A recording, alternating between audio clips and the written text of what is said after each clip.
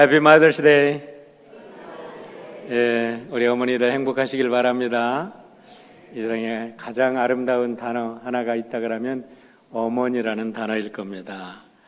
우리 어머니라는 단어 앞에 우리가 모두가 가슴이 찡하고 코끝이 찡해지고, 우리는 언제나 아무리 나이가 많아도 우리가 숨을 거두는 순간에도 우리의 마음속에는 어머니가 그리울 겁니다.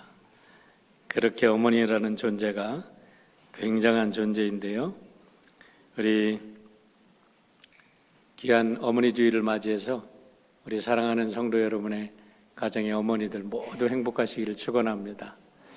어머니가 행복하면 가정이 행복합니다. 맞죠?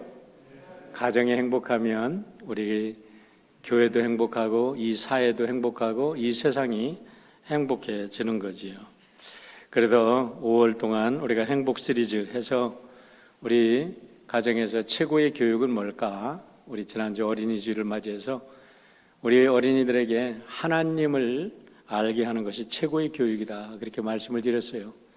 오늘은 우리가 어떤 가정이 복된 가정일까 말씀드리고, 다음 주에는 부부간의 대화. 요즘 가만히 보면요, 이 모든 가정의 문제가 대화에서 시작이 되고 대화에서 문제도 발생하고 대화에서 문제가 해결되기도 합니다. 이 커뮤니케이션의 스킬이 너무나 중요한데, 우리 부부간에 같이 살다 보면 뭐 당연한 거다 생각해가지고 부부의 예의도 없어지고 서로 종속적인 관계처럼 생각해서 함부로 말을 하고 영원히 마음속에 해결되지 않는 상처들을 주고 사는 게 우리 부부 삶이라고 생각을 해요. 그래서 이번에는 특별히 우리 클레먼트의 상담학 교수이신 샘니 교수를 모시고 부부관계의 문제에 좀 다뤄달라고 제가 부탁을 드렸어요. 다음 주에 모시게 됩니다. 마지막에는 우리가 계속해서 우리의 가정이 행복한 것으로 끝나는 게 아니라 이어서 계속 우리들의 행복한 가정이 대를 이어서 감으로 명문가를 우리가 이루어야 되겠다, 그런 생각을 해서 우리 가정이 정말 행복하고 아름다운 정말 명문가로서 대대로 이어져야 되겠다라는 말씀에 대해서 드리는데, 그 후에는 우리 인생의 가장 중요한 10계명, 인생의 가장 행복의 원리가 되는 10계명을 10주에 걸쳐서 각 계명마다 말씀을 드리려고 합니다. 그런데 오늘 가정의 달을 준비하면서 제가 참 어렵다, 가정에 대해서 얘기하는 게 참 어렵다라는 생각을 합니다. 왜 그러냐면 가정에 대한 정의가 너무나 다르기 때문에 그렇습니다.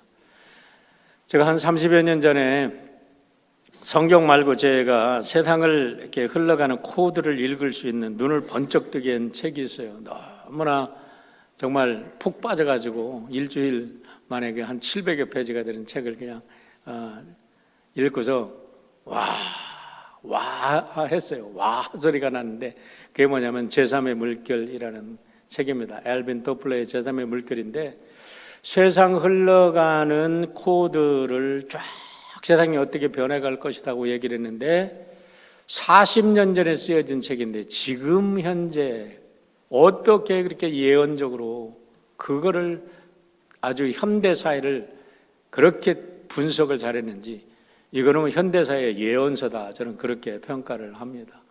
근데 그 중에 제가 아주 너무나 충격이 되었고 이해가 안 되는 말씀이 있었어요. 그것은 뭐냐면, 시카고의 새 정신과 의사가 시카고의 빈민가를 조사를 했다 그래요. 그걸 갖다가 이제 그들을 상담하면서 연구를 했는데, 그때 그들이 제시한 가정의 형태가 자그만치 86가지다라고 책에 나오는 거예요.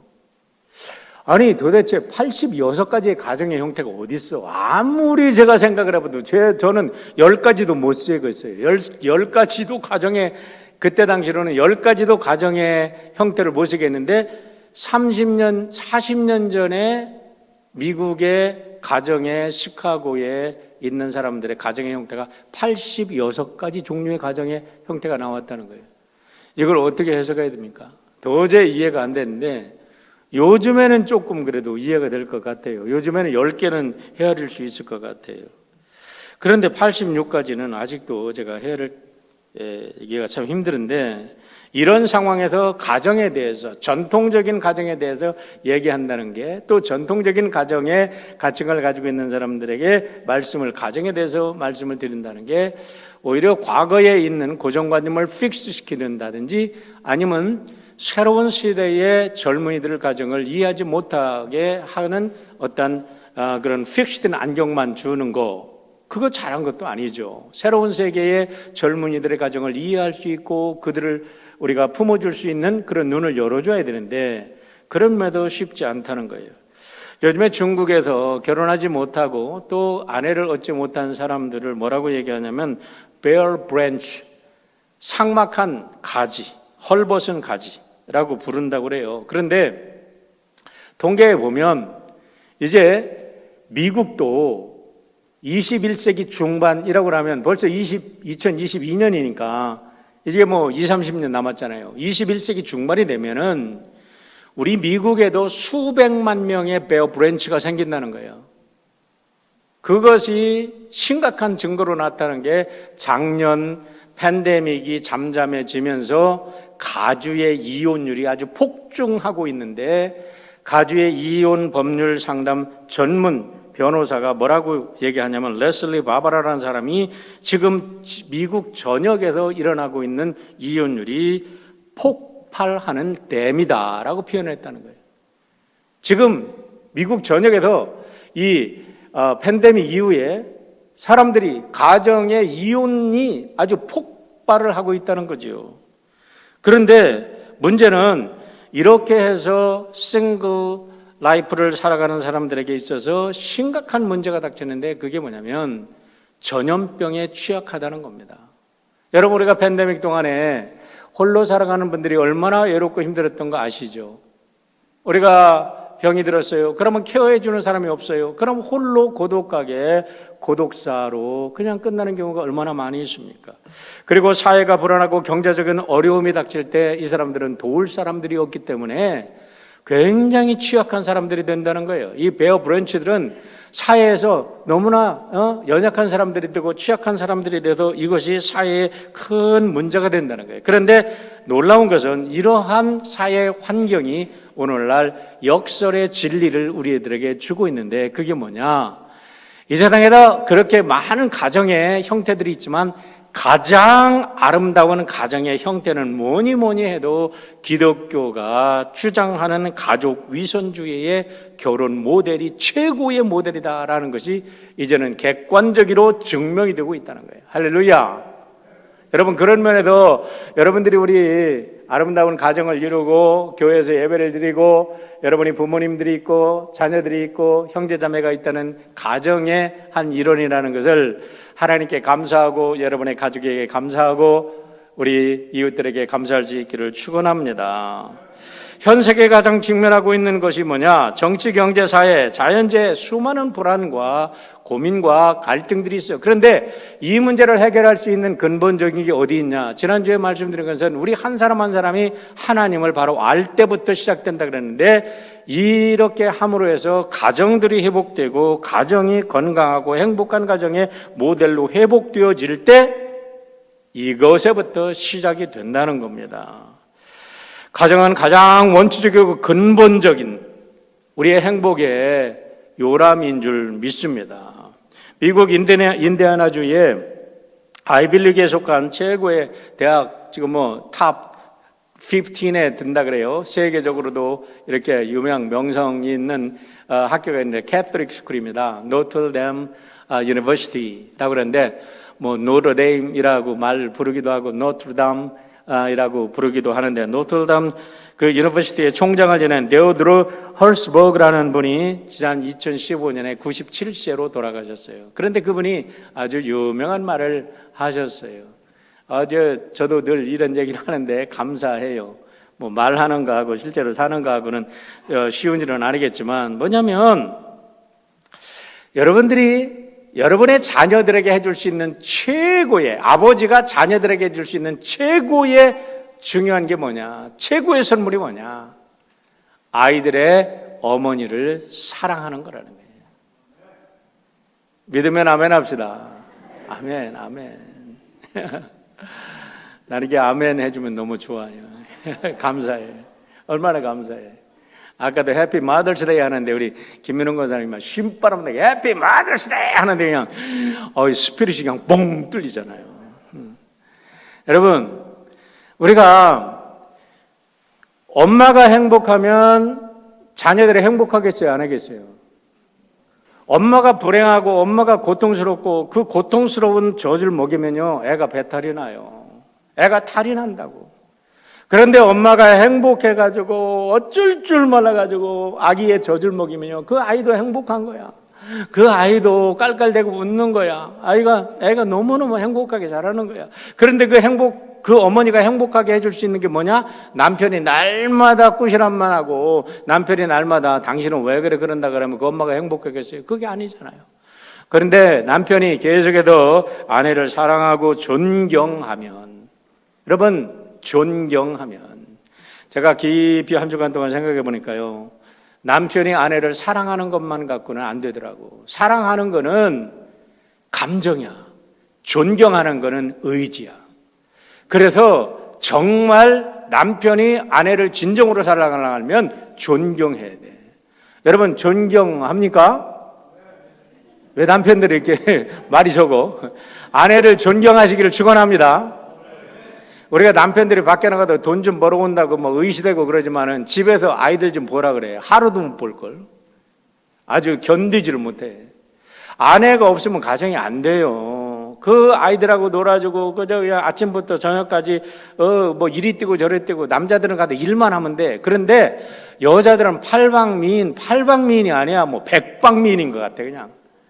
여자들은 모든 걸 다 해야 돼. 허스번드 해가지고 남자가 이렇게 울타리를 쳐주고 지붕 노릇을 하고 폭풍우를 막아주지만 그 안에 따뜻한 모든 것을 만드는 건 다 아내더라고. 아내가 없으면 안 되더라고. 그래서 이렇게 귀하기 때문에 남편이 아내를 사랑해주면 그 안에서 자라는 아이들이 행복하게 자랄 수 있어요.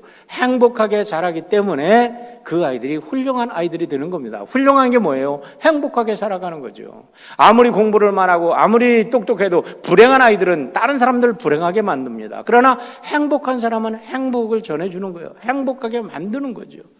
여러분, 잠언서를 보면요, 잠언서는 인류의 지혜를 묶어놓은 책입니다. 저는 처음에 교회를 다니면서, 중고등학교 때 처음에 교회를 발걸음을 다니면서 제일 은혜 받았던 게 잠언서입니다. 잠언서를 읽으면서. 왜냐하면 유교주의적 문화 속에서 자랐기 때문에 요한복음을 읽어라 그러는데 이거 무슨 소리인지 하나도 모르겠어. 그런데 잠언서를 읽다 보니까 깜짝 놀라서 야, 이렇게 귀한 말씀이 여기에 다 있구나. 이거 잠언서가 사서 삼경 동양의 무슨 윤리 철학보다 훨씬 더 뛰어난 말씀이 여기에 다 들어있구나 하는 걸 깨닫고 나니까 성경이 재밌어지는 거예요. 그런데 잠언서의 결론이 뭔지 아세요? 훌륭한 어머니라는 거예요. 훌륭한 어머니. 모든 지혜의 총체적인 지혜를 묶어놓은 잠언서의 결론이 훌륭한 어머니를 가진 가정은 행복하다는 거예요. 잠언서 31장 10절 보세요. 누가 현숙한 여인을 찾아오겠느냐? 그의 값은 진주보다 더하니라 그랬어요. 여러분, 누가 noble character를 가진 여인을 얻을 수 있겠느냐? 누가 virtuous woman을, 덕이 있는 여인을 얻을 수 있겠느냐? 그 사람들은 그 virtuous woman, noble character, 나는 이 말씀이 너무 참 좋아요. 어머니들이 인격이 훌륭해. 덕이 있어. 덕이 있다는 게 뭐예요? 남을 품어주고, 남을 이해해주고, 남을 사랑해주고, 남을 보듬어줄 수 있는 그 덕이 있는 어머니를 가진 사람은 세상에 어떠한 보석과 진주를 가진 것보다 더 위대한, 복된 사람이라는 거죠. 맞는 말씀이에요. 마르 테레사가 노벨 평화상을 수상하고 나서 기자가 질문했던 그 대답이 아주 유명한 대답으로 전해지고 있습니다. 기자가 뭐라고 질문했냐면, 지금 노벨 평화상을 당신이 받았는데 지금 세상에서 가장 위급한 일, 시급한 일은 무엇입니까? 그랬더니 당신의 집에 돌아가서 가족을 사랑하시는 거라고. 당신의 집에 돌아가서 가정을 사랑하십시오. 그거보다 더 시급한 일이 없다는 겁니다. 그렇습니다, 여러분. 우리 예수님께도 누가복음 17장 21절에도 천국이 어디 있느냐라고 바리새인들이 질문했을 때 예수님이 이렇게 대답을 하셨어요. 천국은 여기 있다 저기 있다 하는 게 아니라 너희 가운데 있느니라. 그런데 제가 가정의 날에 이 말씀을 묵상하다 보니까 천국은 여기 있다 저기 있다 하는 게 아니라 너의 가정 안에 있다라고 말씀하시는 것 같아요. 할렐루야. 여러분의 가정이 천국이 되기를 주의 이름으로 축원합니다. 여러분, 제가 중고등학교 때 영어를 배울 때 참 이 표현이 너무 신선하게 다가왔어요. 참 이런 표현이 있구나, 이런 문법이 있구나. 이게 뭐냐면 can not to라는 문법이었어요. can not to. can not to라는 것은 아무리 뭐를 해도 지나치지 않다라는 거예요. 아무리 사랑해도 지나치지 않다. You cannot love your family too much. 내가 아무리 너의 패밀리를 사랑해도 지나치지 않아. You cannot love your wife too much. 아무리 너의 와이프를 사랑해도 지나치지 않아. You cannot emphasize the importance of the family value too much. 아무리 가정의 중요성을 얘기한다 해도 지나치지 않아. 그렇잖아요.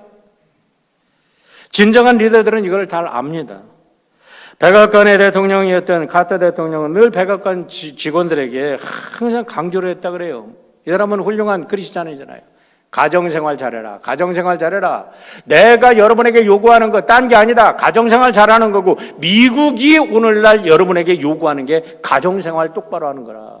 그렇게 대통령이 항상 강조를 했다고 그래요. 참 훌륭한 대통령이죠. 이런 면에서 오늘 본문을 가지고 어떤 가정이 복된 가정인가를 여러분에게 말씀드리려고 합니다. 신명기 4장 41절로 43절 말씀만 읽겠습니다.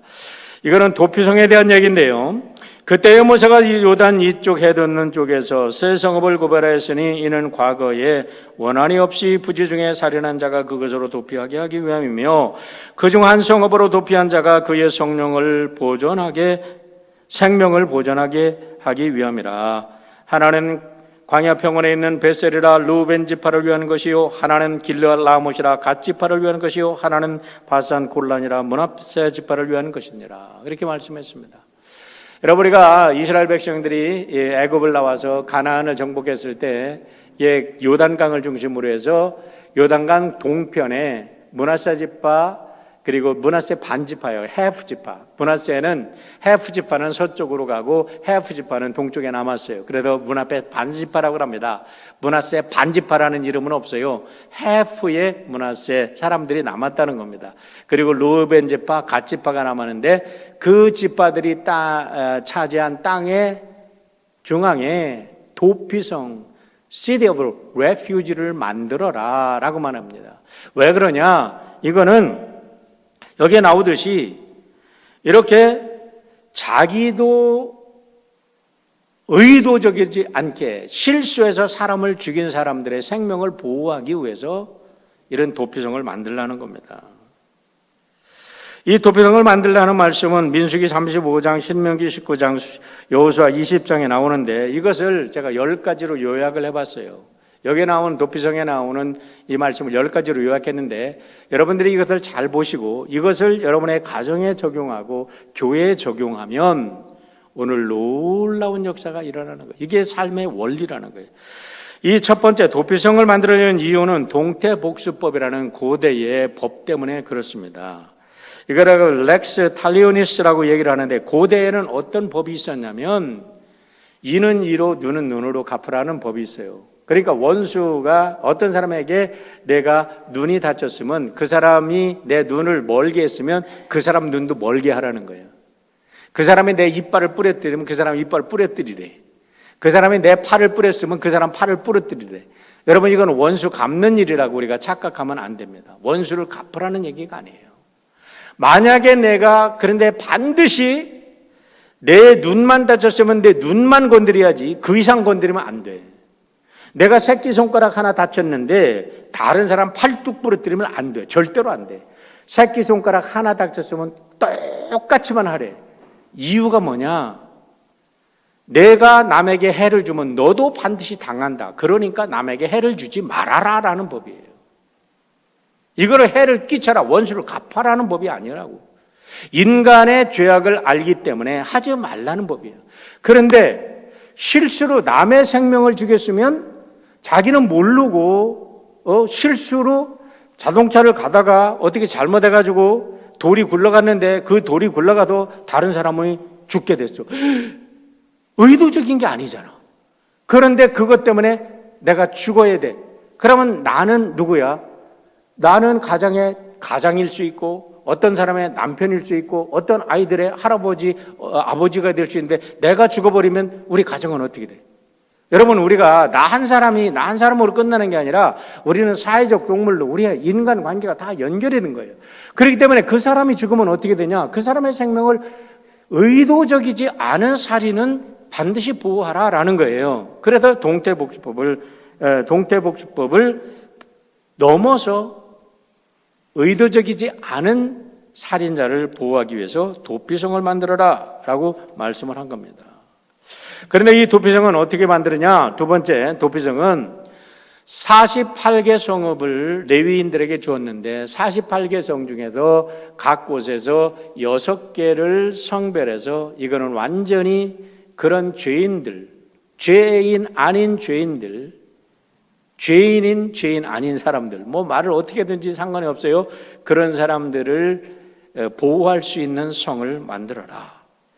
그런데 이 성은 세 번째 어떻게 만드냐? 반드시 이 사람들이 죄를 짓고 나서 아이고 내가 살인을 저질렀구나, 큰일 났구나, 내가 빨리 도망가지 않으면 누군가 가족에 의해서 친척에 의해서 내가 죽을 수가 있어. 그런데 빨리 도망갈 가야 돼. 그런데 하루길에 도망갈 수 있도록 길을 넓게 만들고 가는 골목골목마다 도피성이라고 붙여놔라는 거예요. 여러분, 이렇게 인간의 생명을 귀하게 여기는 하나님의 법이 어디 있어요? 그런데 네 번째는 이스라엘 사람이 아니더라도 이 사람들은 이스라엘 경내에 거하는 사람은 무조건 이 도피성의 혜택을 보도록 하라는 거예요. 이방인들도 상관이 없습니다.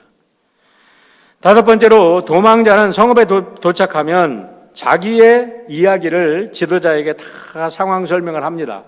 그러면 그 사람의 모든 죄가가 드러나기 전에 지도자는 레위인들에게 그 사람이 보호받을 수 있고 살아갈 수 있는 모든 거처를 만들어주고 생활을 할 수 있도록 보장을 해주라는 거예요.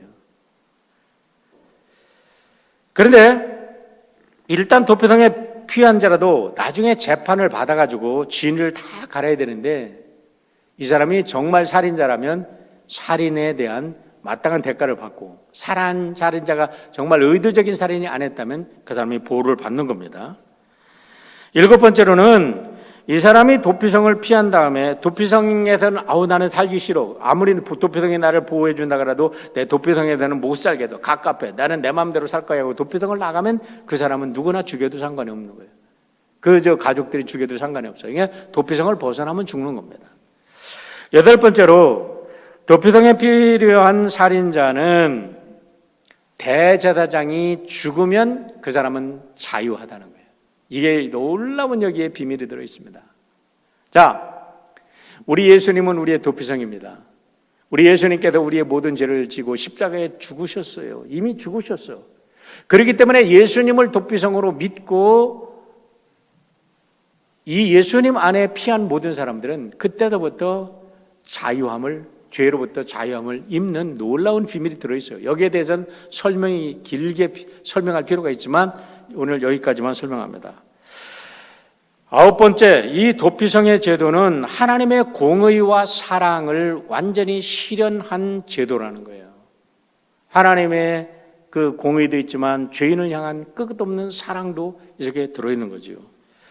마지막으로 더 중요한 것은 열 번째, 이 도피성의 율법의 제도는 장차 있을 것에 대한 그림자다. 다시 말하면 예수 그리스도, 조금 전에 설명했던 예수님의 구속의 그런 십자가의 은혜를 예표하는 하나의 상징이라는 거예요. 히브리서 11장 1절 보세요.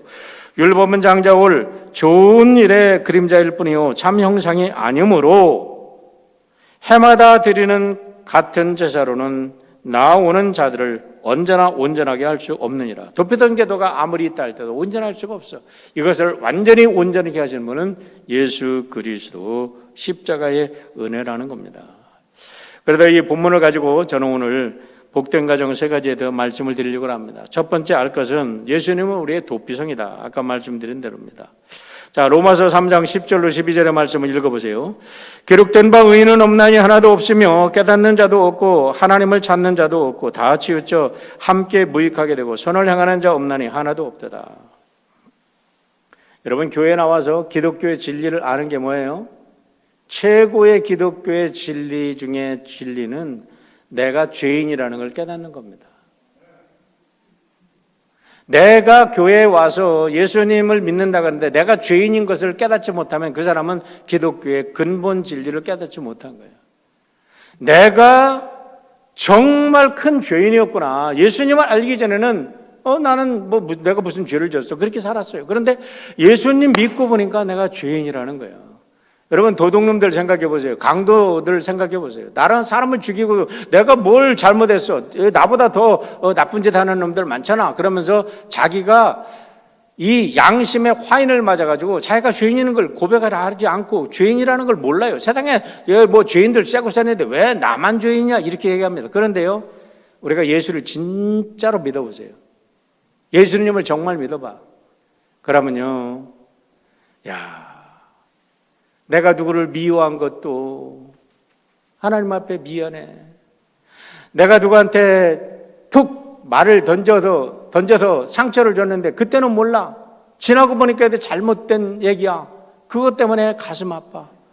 내가 남에게 생각으로 죄진 것도 미안하고 생각으로 죄진 것도 하나님 앞에 부끄러워서 눈물 흘리면서 기도하는 게 여러분, 기독교, 이 모든 것이 죄인이라는 이 놀라운 이 말씀 속에서 이 말씀을 깨닫고 난 사람들에게 주시는 하나님의 은혜라는 거예요. 그러면 그 죄의 삭선은 뭐냐? 로마서 6장 23절입니다. 죄의 삭선 사망이요 하나님의 은사는 그리스도 예수 안에 우리 주 안에 있는 영생이니라. 죄의 삭선 사망이라는 거예요. 그래도 나는 죽을 수밖에 없는 죄인이구나. 그런데 거기서 끝나는 게 아니잖아요. 갈라디아서 3장 27절로 29절 보세요. 누구든지 그리스도 합하여 함께 세례를 받은 자는 그리스도로 옷 입었느니라. 너희는 유대인이나 헬라인이나 종이나 자유이나 남자나 여자나 다 그리스도 예수 안에서 하나이니라. 너희가 그리스도의 것이면 아브라함의 자손이요 약속대로 유업을 얻을 자니라. 예수님을 믿고 보니까 나도 하나님의 아들 딸이 되었어. 나도 하나님의 아들이야. 나도 하나님의 딸이야. 이 세상의 대통령도 이 세상의 권력을 가진 사람도 돈이 많은 사람도 다 똑같은 죄인이야. 나와 동등된 사람이야. 그런데 내가 하나님의 아들로 딸로 살아가는 이 행복 주신 것 하나님 감사합니다. 이렇게 생각하니까요, 우리들에게 예수님을 바로 알게 되면 두 가지 일이 생깁니다. 여러분은 어떤지 모르겠어요. 하나는 모든 사람 앞에 겸손한 사람이 됩니다. 모든 사람 앞에 나도 죄인인데 내가 함부로 어떻게 다른 사람을 무시할 수 있어요. 그런 사람 앞에 우리가 겸손할 수 있어요. 그런데 반대로 모든 사람 앞에 당당할 수 있어요. 대통령 앞에서도 당당할 수 있어요. 권력자 앞에서도 당당할 수 있어요. 많이 배운 사람 앞에서도 당당할 수 있어요. 내가 배운 건 아무것도 없는 것 같아. 그러나 내가 하나님의 자녀가 됐다는 그 한 가지로 당당할 수 있어요. 그러니까 예수를 바로 믿게 되면요, 우리들에게 당당함과 겸손함이라는 이 두 가지가 함께 우리에게 주어져서 우리가 이 세상 어디서 살든지 참 훌륭한 인격자로 훌륭한 존재로 살아갈 수 있는 거예요, 여러분. 가진 것으로 평가되는 게 아니라 나의 존재됨으로 평가되는 그 세상을 이루고 그렇게 살아갈 수 있는 위대한 존재가 되기 때문에 예수 믿는 것, 예수님이 나의 도피성이라는 게 얼마나 귀한지 감사할 수 있기를 바랍니다. 두 번째는 우리의 가정이 도피성이 되어야 한다는 겁니다. 여러분, 어네스트 헤밍웨이가 노인과 바다 누구를 위하여 종으로 이나 무기여 자릴 거라라는 그런 기이라 생각, 세계 문학을 써서 노벨 문학상을 받은 사람입니다. 그런데 한 친구가 헤밍웨이에게 와서 내기를 걸었대요. 내기를 걸었는데, 야, 내가 10단어를 가지고 나를 울리면 너에게 큰 내가 상급을 주고 10단어를 가지고 만약에 나를 울리지 못한다면 네가 나에게 상을 줘라. 내가 이기는 거다. 그래서 내기를 했답니다. 그런데요, 페밍웨이가 단 6단어를 가지고 이 사람을 울렸어요. 전에 한번 소개한 적이 있어요. 뭐냐면 For sale, baby shoes, number one. 설교를 준비하면서 어저께도 많이 울었어요. 설교할 때는 제발 울지 않게 해주세요. 다행히 오늘 안 울었어요. 이 문장 앞에서 울지 않을 사람이 어디 있어? 아기를 태어났어. 아기가 이제 태어날 거야. 그래서 베이비 샤워를 위해서 준비했어. 아기의 신발을 준비했어. 근데 그 아이가 세상을 보지도 못하고 사산을 항해하는 경우도 있고 태어나다 죽는 경우도 있어. 아이가 신발을 한 번도 신어보지 못했다는 거야. 그 앞에서 여러분 울지 못한다면 그 양심이 화인 맞은 거지. 목석이지. 이걸 보고도 친구가 눈물을 팍 쏟아서 You won. 내가 이겼다. 내가 이겼다라는 게. 페밍웨이가 쓴 또 하나 아주 짧은 이야기였습니다. 여러분들, 우리 젊은이들, 우리가 요즘에는 구글에도 딱 찾아보면 구글이, 구박사가 모든 거 다 알려주잖아. 파코, all is forgiven 이라는 거 쳐보세요. 여러분들, 지금 쳐보세요. 그러면은 페밍웨이의 아주 단편 글이 나옵니다. 한 페이지도 안 돼. 그건 뭐냐면, 파코라는 아이가 이 스페인에서 살았는데, 얘가 이제 청소년이 되면서 아버지랑 갈등을 합니다. 이 파코는 투우사가 되기를 원했는데 아버지는 투우사 그 위험한 것을 아들한테 시키기를 원치 않았어요. 그래가지고 아버지하고 갈등하다가 얘가 가출을 합니다. 마드리드로 도망을 가버렸어요. 그냥 백방으로 수섬하다 보니까 아들이 마드리드로 도망갔다라는 얘기를 듣고서 아버지가 마드리드를 찾아갑니다. 그러고서 마드리드에다가 이제 신문 광고를 낸 거예요. Dear Park, meet me in front of the Madrid newspaper office tomorrow at noon. All is forgiven. I love you. All is forgiven. I love you 했더니요. 그 이튿날 정오에 마드리드 신문사 앞에 800명의 파코가 모였더래. 파코라는 이름은 스페인에도 너무나 흔한 이름이기 때문에 이걸 뭘 얘기를 하는 거예요. 오늘 페밍웨이는 이 이야기를 통해서 이 세상에 이렇게 많은 사람들이 용서받기를 원하고 있다는 거예요. 우리의 자녀들이 부모들의 용서를 받지 못해서 피 흘리고 밖에서 고통받는 아이들이 이렇게 많다는 거예요, 여러분. 누가복음 10장 15장에도 우리 예수님께서 비슷한 이야기를 했습니다. 탕자의 이야기입니다. 아버지에게 유산 상속 물려받고서 밖으로 나갔다고 하는데, 여러분, 어떤 미련한 아버지가 아버지 나 유산 상속 주세요. 나 밖에 나갈 거예요. 그러면 금방 주겠어요. 이 이야기에 흐르는 비하인드 스토리를 읽어보면 이 아이가 얼마나 못된 짓을 했겠어. 날마다 술을 먹고 집안에 와서 그냥 땡깡을 부리고 아버지 약을 먹고 죽겠다고 병원에 실려간 적이 몇 번이고 야 이거 이러다가는 유산을 안 물려줬다가는 이거 생사람 잡겠다. 그래 내가 졌다 하고 할 수 없이 물려줬을 거예요. 그냥 물려준 게 아니잖아. 그렇게 물려줬는데 이 아이가 밖에 나가서 어떻게 했어요? 밖에 나가다 그냥 허랑방탕하게 재산 다 낭비하고 마지막에 여러분 16절부터 20절까지 감동적인 얘기가 나와요. 감동적인 얘기가 나와요. 그가 돼지 먹는 쥐염 열매로 배를 채우고자 하되 주는 자가 없는지라 이에 스스로 돌이켜 이르되 내 아버지에게는 양식이 풍족한 품꾼이 얼마나 많은가. 나는 여기도 줄여 죽는구나. 내가 일어나 아버지께 가서 이르기를 아버지 내가 하늘과 아버지께 죄를 지었사오니 지금부터는 아버지의 아들이라 일컬음을 감당치 못하겠나이다. 나를 품꾼의 하나로 보소서 하리라 하고 이에 일어나서 아버지께로 돌아가니라. 아직도 거리가 먼데 아버지가 그를 보고 측은히 여겨 달려가 목을 안고 입을 맞추니. 너무나 감동적인 얘기예요.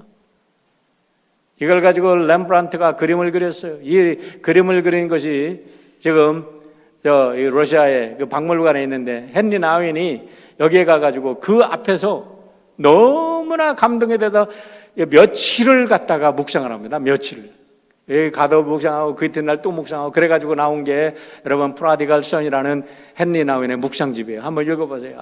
아주 감동적인 빛 하나하나, 거기에서 아버지의 그 손가락 하나, 아버지의 하나의 손은 남자의 손이요, 이 등을 올린 손은 여자의 손이요, 어머니의 손이요, 막 이러면 디테일하게 설명을 하고 있어요. 그런데 이걸 갖다가 우리 팀 켈러 목사님이 프라디갈 선이라는 또 이 탕부의 아버지라는 제목으로 글을 썼는데, 너무너무 아주 감동적인 이 스토리를 확대해서 그랬는데, 저는 여기서 뭐를 찾아보기를 원하냐면 이 아들이 어떻게 집으로 돌아왔느냐 이 말이에요. 여러분, 자기가 죽게 생겨서 돌아왔을까요? 자기가 돼지의 주염 열매를 먹지 못해서 배고파서 돌아왔을까요? 배고파서 돌아왔을지라도, 배고파다 할지라도 아버지가 못된 아버지이고 아버지가 자기를 갖다가 어뷰즈를 하고 아버지가 자기를 못되게 했으면요, 죽는 한이 있어도 안 돌아갑니다. 죽고 말지 왜 돌아왔겠어요? 그런데 아버지는 끝없이 아들을 사랑했다는 거예요. 끝없이 아들을 사랑했다는 거예요. 내가 여러분에게 묻고 싶은 게 있습니다. 여러분의 자녀들이 오늘 여러분의 가슴속에 한을 맺히겠어요.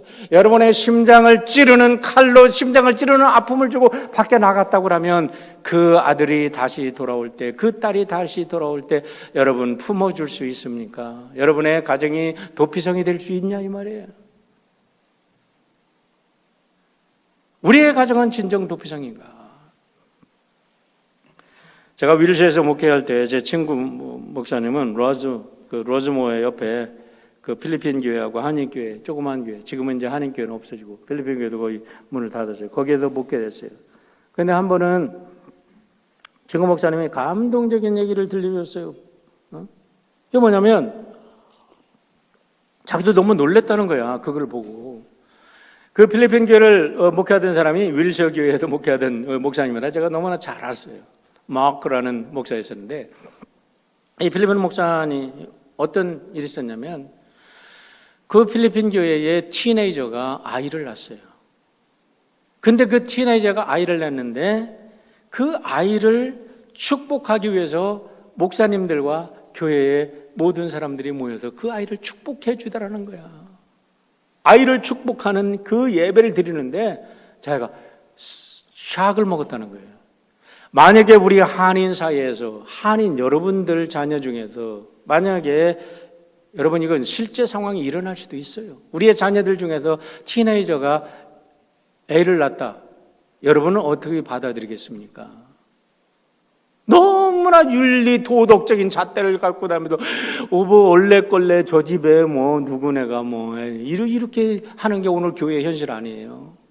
저는 그때요, 필리핀 사람들 참 우리는 우습게 보지만 대단히 영적으로 성숙한 사람들이다. 저게 교회다. It's a real, genuine church. It's a genuine Christian. 여러분, 진정한 크리스찬이 뭐예요? 우리의 아이들이 아플 때, 우리의 가족이 아플 때, 우리의 이웃이 아플 때 이 세상에 바뀔 수 없는, 누구도 받아줄 수 없는 사람을 받아주는 가정이 진정한 가정 아니겠습니까? 우리는 그냥 네가 그러면 네 오빠 출첵길 막힌다. 네가 그러면 네 동생 시집 못 간다. 이래가지고 조금만 아이들이 이상하면 그냥 그걸 감추고 말이야. 그래가지고 그걸 갖다 어뷰즈를 하고 뭐 제2, 제3의 살인을 얼마나 많이 우리의 윤리의 기준으로, 가치, 우리 도덕의 기준으로 우리 가정들이 그런 죄를 저지르고 있냐 이 말이에요. 나는 오늘 간절히 바랍니다. 여러분의 가정이 도피성이 되기를 주의 이름으로 축원합니다. 솔직합시다. 체면 문화 집어 던집시다. 쉐임의 문화, 쉐임의 컬처, 이것이 우리를 죽이는 거예요. 이걸 우리가 죄를 짓게 하는 거예요. 여러분, 미국에 소년 하나가 태어났어요. 이런 애가 얼마나 산만한지 몰라. 6살이 되어서 하도 산만해도 병원에 갔더니 ADHD 판정을 받았어요. 얘는 도저히 안 되겠다. 그냥 우랑우탕처럼 그냥 팔은 길쭉하고 다리는 짧고 그래가지고 쥐는 산만하고, 그래가지고 이 아이를 어머니가 치료하기 위해서 약물 치료도 하고 별짓을 다 하다가 이 아이에게 특성이 맞는 게 뭘까 하다가 수영을 시켰대요. 수영. 그런데 이놈이 10살이 되어서요, 전국 대회 나가도 아주 우승을 했다나, 어저께 내가 읽어봤는데 자세히. 그랬는데 이 아이가 어떤 아이였냐면 2004년에 아테네 올림픽에서 6개의 금메달을 획득합니다. 6개. 6개 금메달이 나오는 데가 어디 있겠어요? 수영이죠. 은퇴하기까지 통산 28개의 금메달을 획득한, 이러면 여러분 누군지 금방 알죠? 마이클 펠버스. 어렸을 때 아버지와 어머니가 이혼합니다. 어머니가 중학교 교장 선생님이었어요. 어머니는 아이를 포기하지 않습니다. 세상 사람들은 don't do that, don't do that. 애가 주의를 산만하니까 항상 하는 말은 don't do that 밖에 없어. You are stupid, don't do that. 그러는데 어머니는 you are okay. 괜찮아. 끝없이 아이를 인커리지하면서 그 아이에게 그의 특성이 뭔가를 해서 수영을 시켰더니, 여러분, 세계의 역사에 이런 레코드, 마이클 펠버스의 레코드를 깰 사람이 언제 나올지 모르겠어요. 여러분, 노벨 문학상을 받은 펄벅의 어머니의 초상이라는 글이 있습니다. 저는 이것을 보고 참 우리 부모님들이 다 이렇게 됐으면 좋겠다는 뜻에서 펄벅 여사의 글을 그대로 제가 한번 읽어드리겠습니다. 펄벅 여사가 어머니를 그리면서 쓴 글입니다. 펄벅 여사의 어머니는, 펄벅은 중국에도 가서 자랐잖아요. 선교사의 딸로 중국에도 자랐어요. 그러면서 대지를 써가지고 여러분 노벨 문학상을 타지 않았습니까? 그런데 그 펄벅이 어머니가 22살에 선교사하고, 중국 선교사하고 결혼해서 중국으로 가서 아이들 7명을 낳습니다. 그런데 4명이 죽고 3명이 살았는데 어머니에 대한 글을 이렇게 적고 있습니다. 날마다 직면하는 굶주림과 생명의 위협 속에서도 그녀는 7명의 아이를 낳으셨는데, 그녀가 여기서 어머니예요.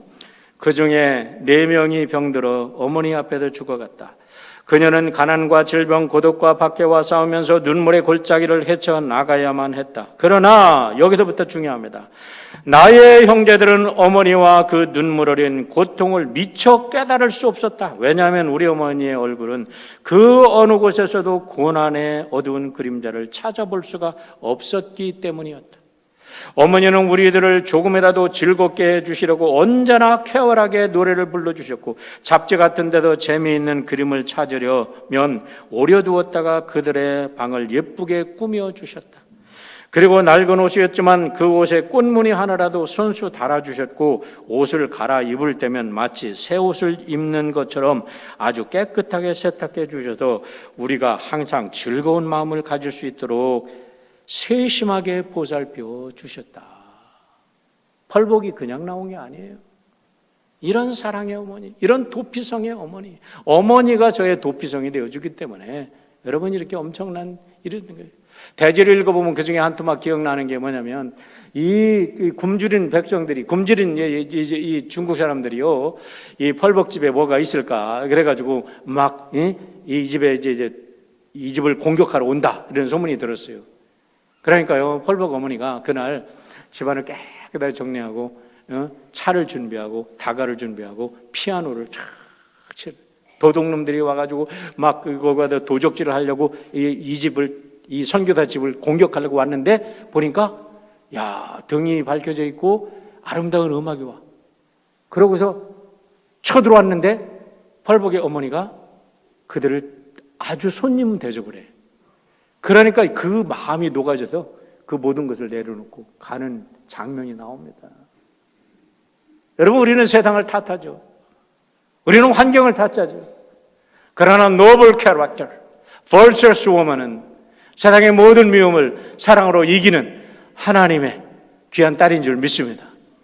우리의 어머니들이 이런 아름다운 도피성의 어머니들이 된다면요, 우리는 이길 수 있어요. 파친코에 대해서 지난번에 제가 말씀을 드렸어요. 파친코를 이번에 제가 다 읽고 나면서 마지막 소감이 이게요. 파친코의 첫 문장이 굉장히 센세이션을 일으킨 문장입니다. 역사는 우리를 망쳤지만 그래도 상관없다라는 문장이에요. 그게 파친코 소설의 첫 문장이에요. 나는 원문을 안 읽어봤어요. 그러나 우리가 해석한다면 History destroyed us, but it is okay. I don't care about it. 왜? 다 읽고 나서 보니까 왜 괜찮냐라는 거예요. 왜 괜찮냐? 거기에는 선자라는 사랑하는 어머니가 있었다는 거예요. 일본 이민자들의 그 고통스러운 4대에 걸쳐 오는 끔찍스러운 그 고통스러움 속에 어머니는 굳굳이 버티면서 가족을 사랑합니다. 가족을 붙들어줍니다. 어머니가 삶의 그 원동력이 되어서 그 가족이 아직도 일본에서는 90년대 가까이 우리 한인들이 그렇게 차별대우 받고 공직에 나갈 수가 없고 그렇게 귀화하지 않은 사람은요 아직도 못 나간다는 거예요. 엄청난 그런 차별 속에서도 견뎌낼 수 있던 것은 역사는 조국도 버렸어. 조국이 들어올 수가 없어. 조국에 들어오면 남한에 가면은 저 일본에 빌부터 살던 놈들이라고. 북한에 가면 북한에 되는데 북한대로 그냥 억압하고 죽이고. 일본에 살면 그 억압과 나라 이런 슬픔 속에 고통받는 그들. 그럼에도 불구하고 역사는 우리를 디스트로이했지만 It's okay. 왜? 사랑하는 어머니가 있어서. 사랑하는 어머니가 있어서. 사랑하는 성도 여러분, 여러분의 가정이 도피성이 될 수 있겠습니까? 우리 사랑하는 드림의 가족, 드림의 어머니들, 여러분의 자녀를 위한 도피성이 되시기를 주의 이름으로 축원합니다. 마지막으로 교회는 도피성이 되어야 됩니다.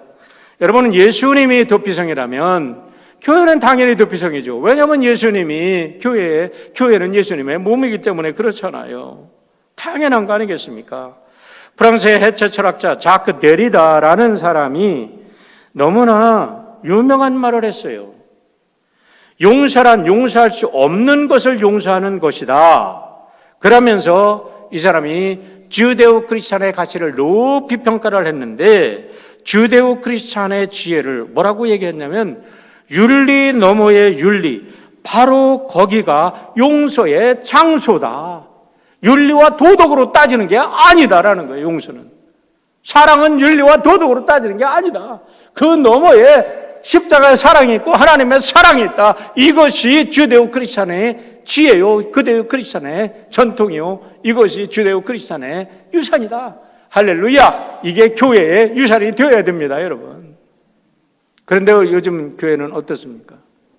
여러분, 우리 자녀들 어떻습니까? 조금이라도 타투를 하고 온 애들이 머리에 색깔이 짜고 오는 애들, 오늘 이상한 애들 왔다며, 걔들하고 어울리지 마. 걔들하고 어울리지 마. 소외되고 연약하고 조금 가난하면 여러분 교회 못 옵니까? 부모로부터 날마다 얻어맞고 날마다 어비주 당하고 어디 갈 데가 없어. 그래도 친구 따라서 그냥 겨우 교회 왔어. 그런데 애가 조금 그러니까 살만하고 좀 이상하게 굴어. 그러면 너는 저 애하고 절대로 어울리지 마. 그럽니까? 그게 교회입니까? 그런데 실제로 그러잖아요. 여러분 시간이 많이 있기 때문에 제가 오늘 조금 흥분했더니 시간이 많이 가더라고요. 한 가지만 말씀드릴게요. 여러분이 비난을 해도 좋아요. 욕먹을 각오하고 얘기합니다. 그러나 깊이 생각하십시오. 동성애 문제는 어떻습니까? 저는 철저한 전통주의자입니다. 그럼에도 불구하고 동성애를 교회에서 인정하고 이게 옳다고 하는 거에 대해서는 아니다고 얘기합니다. 그러나 동성애에 빠져 있는 사람들을 누가 죄인이라고 말할 수 있어요?